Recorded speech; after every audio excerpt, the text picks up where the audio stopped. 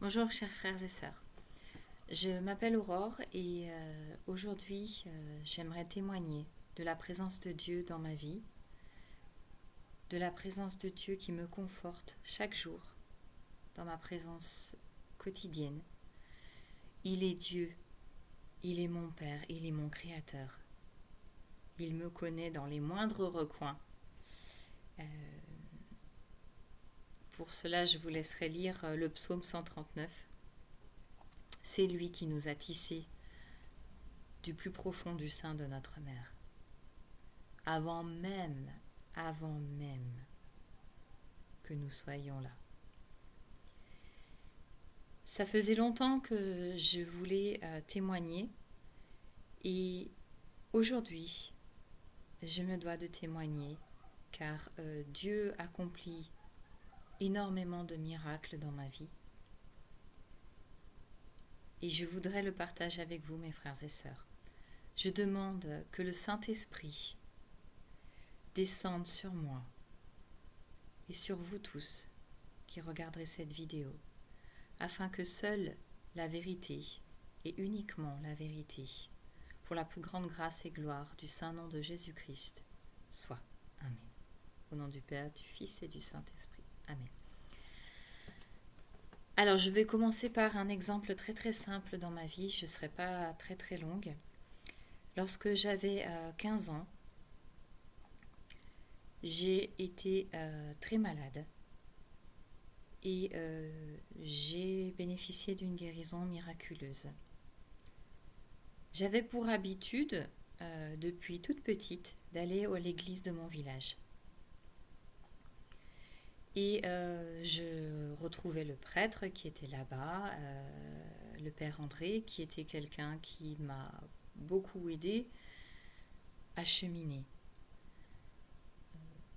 Et j'avais beaucoup besoin d'être dans le silence. Alors je regardais petite le crucifix de l'église qui était positionné à la droite de l'autel lorsqu'on le regarde de face. Et j'avais l'impression d'entrer déjà en communication avec Dieu. Mais j'étais très petite et je ne savais pas, étant dans une famille catholique mais pas du tout pratiquante, je ne savais pas ce que cela pouvait signifier, entrer en communication avec Dieu. Je me sentais très très attirée par le crucifix. Je sentais qu'il m'appelait. Je sentais également que j'avais l'impression de pouvoir suivre Jésus. Et souvent, même petite, dans des songes, dans des rêves, je voyais des pieds qui marchaient. Tout le temps. À chaque fois que un pied se posait, il y avait un éclat de lumière. L'autre pied se posait, il y avait un autre éclat de lumière. Plus tard, j'ai appris effectivement qu'il s'agissait probablement du Christ ressuscité. Dans une autre vidéo, je ferai un lien probablement avec la résurrection du Christ qui est aussi intervenue dans ma vie. À 15 ans, j'étais très malade. Ça m'a valu de redoubler une année. C'était une année très difficile pour moi. J'avais plus de motivation. J'étais perdue dans ma vie. Je cherchais le chemin. Et j'avais pour habitude de ne prier que le Notre Père. C'était ma prière de prédilection, le Notre Père. Je connaissais par cœur le Notre Père et j'avais à cœur chaque jour de réciter le Notre Père plusieurs fois par jour. Et lorsque j'ai commencé à être... J'avais une santé assez fragile étant enfant. Je manquais souvent de fer. Après, je ne savais pas ce que c'était, mais j'avais souvent des manifestations certainement surnaturelles autour de moi.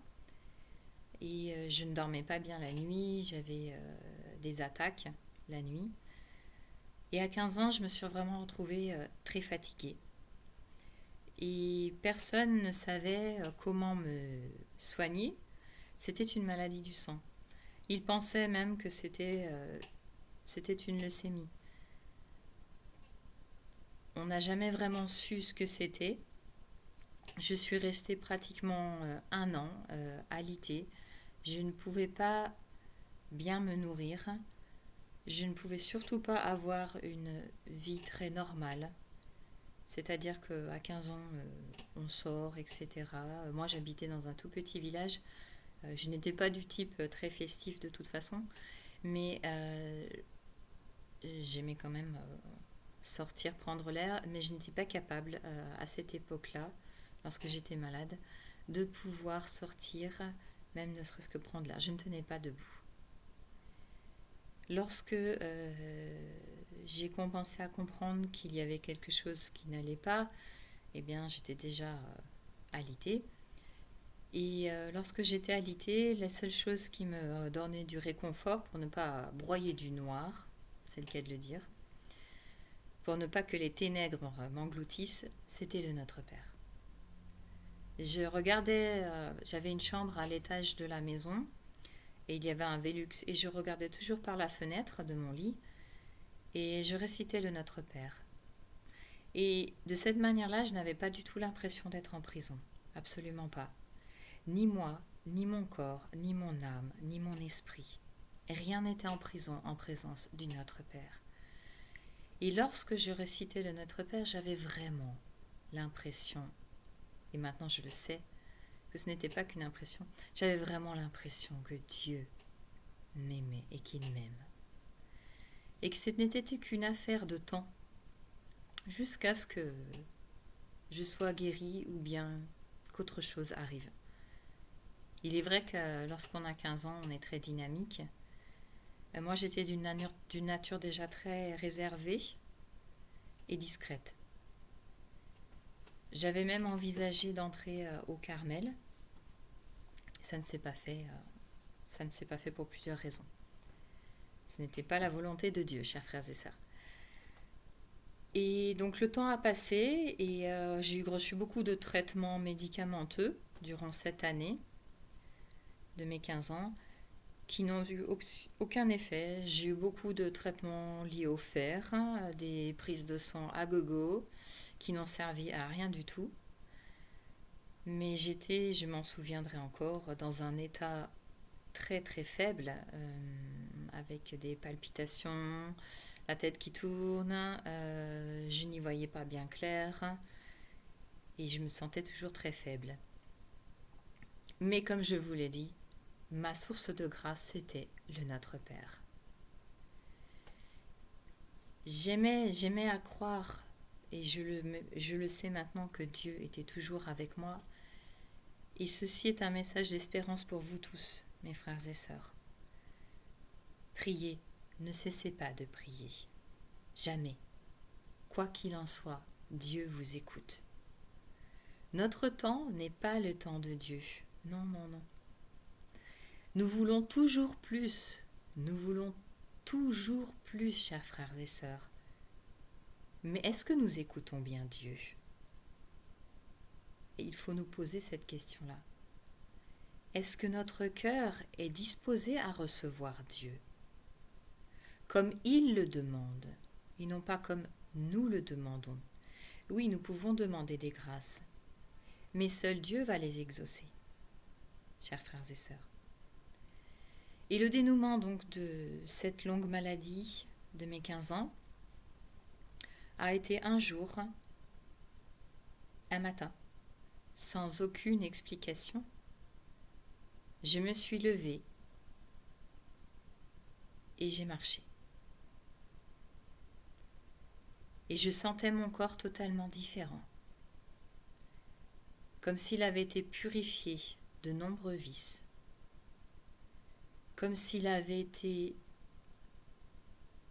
un corps nouveau, ressuscité. Ce ne sont pas des choses qu'on peut expliquer, ce sont des choses qu'on ressent. Mais Dieu est présent dans nos vies. Et lorsque j'ai marché à nouveau, j'ai voulu consacrer une bonne partie de ma vie à Dieu. Alors je vous expliquerai dans une prochaine vidéo ce qu'il en est et ce qu'il en a été. maintenant et avant. Mais aujourd'hui, je voulais faire cette introduction, ce témoignage, pour la plus grande grâce et gloire de notre Dieu, notre Père qui nous aime infiniment. Rappelez-vous que l'espérance en Dieu est l'espérance du chrétien. Un chrétien qui n'espère pas n'est pas un chrétien. Rappelez-vous que le psaume 26 dit psaume 26, chapitre 4, verset 4, excusez-moi. J'ai demandé une chose au Seigneur, la seule que je cherche, c'est habiter la maison du Seigneur tous les jours de ma vie, pour admirer le Seigneur dans sa beauté et m'attacher à son temple. Verset 9 du psaume 26 également. C'est ta face, Seigneur, que je cherche. Ne me cache pas ta face. N'écarte pas ton serviteur avec colère. Tu restes mon secours. Ne me laisse pas, ne m'abandonne pas, Dieu, mon salut. Dieu est celui qui sauve par Jésus-Christ. N'oubliez pas cela, chers frères et sœurs. N'oubliez pas de vous attacher à chercher la face du Seigneur Jésus, dans les bons et dans les mauvais moments.